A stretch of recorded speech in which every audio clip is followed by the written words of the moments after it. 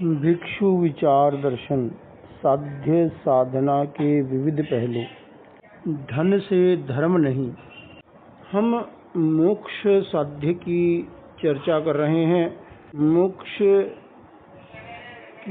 के साधन क्या होंगे और मोक्ष की साधना क्या होनी चाहिए। इस संदर्भ में आचार्य भिक्षु ने साधन शुद्धि पर बल दिया। उत्तराध्ययन सूत्र में भृगु पुरोहित अपने पुत्रों से कहते हैं, हे पुत्रों, जिनके लिए लोग तप करते हैं वे धन, स्त्रियां, स्वजन और काम भोग तुम्हें प्राप्त हैं, तुम्हारे अधीन हैं। फिर तुम तप के मार्ग पर, ग्रंथ साधना के मार्ग पर क्यों जाना चाहते हो। भृगु पुत्रों ने कहा, पिताजी, जहाँ धर्माचरण की बात है वहाँ स्त्री, धन, स्वजन और काम भोगों का क्या प्रयोजन है। धर्म की आराधना में तो इनका कोई अर्थ नहीं है। हम श्रमण बनेंगे, अप्रतिबद्ध विहारी होकर धर्म की आराधना करेंगे। धर्म का संबंध आत्मिक संपदा से है, आंतरिक संपदा से है। आत्मिक शांति, आत्मिक सुख, आत्मिक आनंद, आत्मिक शक्ति और आत्मज्ञान। अपराध को रोकना और अपराधी वृत्ति को बदल देना, अपराध की वृत्ति में परिवर्तन करना, दोनों भिन्न है। धन के द्वारा अर्थात प्रलोभन के द्वारा अपराध को रोका जाता है। जीव रक्षा भी होती है और जीवों का पोषण भी होता है। भय के द्वारा भी, दंड के द्वारा भी अपराध को रोका जाता है। जीवों की रक्षा भी होती है और जीवों का पोषण भी होता है। चिंतन की दो धारा हैं, लौकिक और आध्यात्मिक। लौकिक धारा और आध्यात्मिक धारा का साध्य एक नहीं है, उनके साधन भी भिन्न हैं। लौकिक धारा का साध्य है जीवन की सुरक्षा करना, जीवों का पोषण करना, समाज का किस प्रकार से संरक्षण हो और समाज का किस प्रकार से विकास हो, राष्ट्र का संरक्षण और राष्ट्र का विकास, परिवार का संरक्षण और परिवार का विकास। आध्यात्मिक चिंतन का साध्य है आत्मा का विकास और आत्मा का संरक्षण। लौकिक स्तर पर अनेक परिप्रेक्ष्य में साध्य और साधनों का निर्धारण किया जाता है। मोक्ष मार्ग में आत्मा का विकास, आत्मा का संरक्षण, आत्मरक्षा, यह मुख्य बात है। जीवन यापन के लिए पदार्थों का अर्जन और संरक्षण भी आवश्यक है। धन की जीवन में अपनी उपयोगिता है। धन के द्वारा व्यक्ति जीवन के अनेक प्रयोजनों का समाधान करता है। एक ऐसी परंपरा चलती है कि कुछ लोग कसाई खाने में जाते हैं, कसाईयों को धन देकर बकरे, गायें आदि को छुड़वा देते हैं। निस्संदेह इसके द्वारा उन प्राणियों के प्राणों की रक्षा हो जाती है, जीव रक्षा हो जाती है। परंतु जीव रक्षा यह मोक्ष मार्ग का प्राथमिक उद्देश्य नहीं है। अहिंसा का प्रतिपाद्य नहीं है, तो अहिंसा का गौण परिणाम अवश्य हो सकता है। अहिंसा की आराधना मोक्ष मार्ग की आराधना का मुख्य प्रतिपाद्य है। आत्मरक्षा, कसाई को समझा बुझाकर हिंसा से विरत किया जाए, यह मोक्ष मार्ग है। हमें आचार्य भिक्षु की इस वाणी को, इस सिद्धांत को सापेक्ष दृष्टि से समझना होगा। जिन वाणी, जिन वचन नए सापेक्ष होता है, जहाँ सामाजिक संदर्भ है, लौकिक कर्तव्य की बात है, वहाँ विभिन्न परिप्रेक्ष्य में, भिन्न भिन्न संदर्भों में, भिन्न भिन्न अपेक्षाओं के अनुसार भिन्न भिन्न प्रकार की मान्यताएं और व्यवहार किए जाते हैं। कुछ लौकिक प्रवृत्तियां हैं तो लौकिक दृष्टि से भी, सामाजिक समरसता के लिए भी हेय होती हैं। कुछ लौकिक प्रवृत्तियां सामाजिक दृष्टि से, सामाजिक अभ्युदय की दृष्टि से उपादेय होती हैं। परंतु उनकी उपयोगिता उनके अपने संदर्भ में होती है। उनका धर्म से सीधा संबंध नहीं होता है। उनके साथ अन्यान्य उपयोगिताएं जुड़ी रहती हैं। यदि व्यक्ति को धर्म की सही समझ नहीं होती है तो वह धर्म के नाम पर अन्यान्य प्रवृत्तियां करता रहता है। वह उन प्रवृत्तियों के मूल उद्देश्य को भी विस्मृत कर देता है। धर्म के मूल उद्देश्य के साथ भी न्याय नहीं करता है। हमें लौकिक अभ्युदय और आध्यात्मिक अभ्युदय दोनों का समन्वय भी करना होगा और दोनों के वास्तविक स्वरूप को भी समझना होगा। जैसे परिवार का पालन पोषण करना यह व्यक्ति का कर्तव्य है।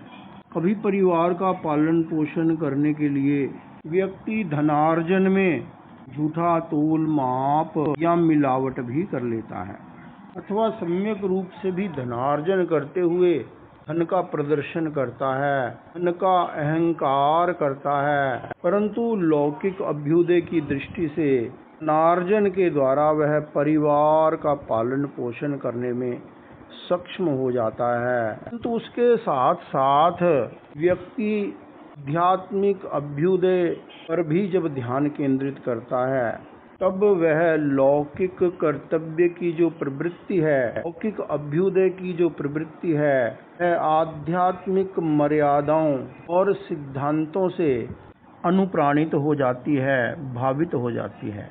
लौकिक अभ्युदय के कार्य करते समय भी यदि उनके साथ व्यक्ति विवेक का परिचय देता है, उनकी यथार्थ उपयोगिता को जानता है, समझता है, तब वह लौकिक अभ्युदय का कार्य भी धर्म मार्ग के अनुकूल बन जाता है। निश्चय दृष्टि से जीव अपने आयुष्य कर्म के अनुसार जीता है। जितना जिस जीव का आयुष्य होता है वह अपने आयुष्य को पूर्ण करके ही मरता है। व्यवहार दृष्टि से जीव की मृत्यु में अनेक प्रकार के कारण होते हैं, परिस्थितियां होती हैं और निमित्त होते हैं। तो हमें लौकिक व्यवहार का भी निर्वाह करना है और उसके साथ साथ अपने आध्यात्मिक उन्नयन की दिशा में भी प्रस्थान करना है। हमें अपनी धर्म की समझ को ठीक रखना है कि धन से नहीं, धर्म का नाता मन को साधे वह सद जाता। मुक्ति का साधन तो त्याग है, संयम है, सम्यक दर्शन है। जहाँ व्यक्ति के जीवन में सम्यक दर्शन है तो उसका लौकिक कर्तव्यों के निर्वहन का दृष्टिकोण सम्यक होता है, निर्मल होता है, पवित्र होता है। जब व्यक्ति लौकिक कर्तव्यों को धर्म के नाम पर करने लग जाता है तब गलत मान्यताओं को प्रश्रय मिलता है और धर्म का वास्तविक स्वरूप दूषित हो जाता है। धन, वैभव, संपत्ति, पदार्थ ये सब जीवन की उपयोगिता है, जीवन के लिए जरूरी है। आचार्य भिक्षु का धन से कोई विरोध नहीं था। हमें के सिद्धांत के हार्द को समझना चाहिए। धन को उतना ही मूल्य देना चाहिए जितना उसका मूल्य है, पदार्थ को उतना ही मूल्य देना चाहिए जितना उसका मूल्य है। धर्म की वेदी पर यदि हम धन को प्रतिष्ठित कर देते हैं, पदार्थ को प्रतिष्ठित कर देते हैं, तो धर्म का जो आध्यात्मिक स्वरूप है उसे हम समझ नहीं पाते हैं। लौकिक और लोकोत्तर, भौतिक और आध्यात्मिक दोनों ही प्रकार के अभ्युदय को हमें सही रूप से समझना होगा। आचार्य भिक्षु आध्यात्मिक अभ्युदय के प्रवक्ता थे। उन्होंने भौतिक अभ्युदय की बात आध्यात्मिक संदर्भों में ही प्रस्तुत की, परंतु भौतिक अभ्युदय के चिंतन में भी बहुत परिष्कार के लिए अवकाश है। आचार्य भिक्षु ने कहा, धर्म का साधन है संवर और निर्जरा, संयम और तप। यह धर्म का आत्यंतिक साधन है। धर्म के जो निमित्त साधन है वे तो अनेक हो सकते हैं। पाप कर्म का उदय भी धर्म साधना का निमित्त बन सकता है और पुण्य कर्म का उदय भी धर्म साधना का निमित्त बन सकता है। हमें धर्म के उपादान कारणों पर ध्यान देना होगा। भगवान का वैशाख शुक्ला दश को केवल ज्ञान उत्पन्न हुआ। भगवान ने धर्म की देशना दी, परंतु तीर्थ की स्थापना नहीं हुई। तीर्थ स्थापना का अर्थ है महाव्रत और अनुव्रत को स्वीकार करना। देवता महाव्रत और अनुव्रत को स्वीकार नहीं कर सकते हैं। त्रियंच महाव्रत को स्वीकार नहीं कर सकते हैं। मनुष्य ही महाव्रत की साधना करते हैं। ऐसा माना जाता है कि भगवान महावीर की पहली देशना विफल हो गई। वह व्रत ग्रहण करने की दृष्टि से विफल हो गई। धन तो मात्र पदार्थ जगत का, भौतिक जगत का एक लाक्षणिक है, लक्षण मात्र है। पदार्थ की उपयोगिता निसंदेह है, परंतु अलग अलग संदर्भों में पदार्थ की अलग अलग तरह की उपयोगिता होती है। जैसे कोई धन के द्वारा पुस्तक खरीदता है, कोई धर्म ग्रंथ खरीदता है। अब वह पुस्तक, वह धर्म ग्रंथ भी एक पदार्थ है। वह उस पुस्तक का वितरण करता है अथवा वह पुस्तक का स्वयं अध्ययन करता है। इस प्रकार पदार्थ की अनेक प्रकार की उपयोगिताएं हो जाती हैं। पदार्थ को यदि हम संयम और असंयम का मापदंड बना लेते हैं, धर्म और अधर्म का मापदंड बना लेते हैं, तब लौकिक और लोकोत्तर, भौतिक और आध्यात्मिक दोनों ही प्रकार के अभ्युदय के वास्तविक स्वरूप को हम समझ नहीं पाते हैं। धन के द्वारा हम दूसरों का सहयोग करते हैं, वह सहयोग किस संदर्भ में हो रहा है, उसी के अनुसार उस सहयोग की उपयोगिता होती है। वह सहयोग शरीर पोषण की दृष्टि से है, अथवा वह सहयोग चिकित्सा की दृष्टि से है, अथवा वह सहयोग आर्थिक सहयोग की दृष्टि से है, अथवा वह सहयोग मनोरंजन की दृष्टि से है, अथवा वह सहयोग धर्म आराधना की दृष्टि से है। इस प्रकार से धन के द्वारा जो सहयोग किया जाता है अथवा अन्य पदार्थों के द्वारा जो सहयोग किया जाता है, वह विभिन्न संदर्भों में हो सकता है। अपने आप में धन पदार्थ न मुक्ति का साधन है और न ही बंधन का निमित्त है, बंधन का साधन है। बंधन का हेतु है मिथ्या दृष्टिकोण, अव्रत, प्रमाद, कषाय और अशुभ योग। मुक्ति का साधन है संबर और निर्जरा, संयम और तप। जहाँ तक सामाजिक अभ्युदय की बात है, उसे नितांत आध्यात्मिक संदर्भों में परिभाषित नहीं किया जा सकता है। यदि कोई उसे नितांत आध्यात्मिक संदर्भों में परिभाषित करने का प्रयत्न करता है, वह लौकिक और आध्यात्मिक दोनों ही दृष्टियों से भ्रम उत्पन्न करने वाला बन जाता है। एक बहुत धनाढ्य व्यक्ति है, धन से संपन्न व्यक्ति है, उसकी बहुत सारी फैक्ट्रियां चलती हैं, फिर भी वह अल्प परिग्रही हो सकता है। एक व्यक्ति धनहीन है, दरिद्र है, फिर भी वह महापरिग्रही हो सकता है। कोई व्यक्ति सांसारिक उपकार कर रहा है, उसके साथ भी व्यक्ति के अनेक प्रकार के दृष्टिकोण, अनेक प्रकार की भावनाएं हो सकती हैं। मुख्य बात यह है कि हमारे जीवन में हम धर्म की सम्यक आराधना कर सकें, उसके लिए हमें साध्य और साधन की शुद्धि पर ध्यान देना होगा। भी हम धर्म की सम्यक साधना कर पाएंगे। अगर हम जीवन की हर प्रवृत्ति को धर्म कह देंगे, तब बात नहीं बनेगी।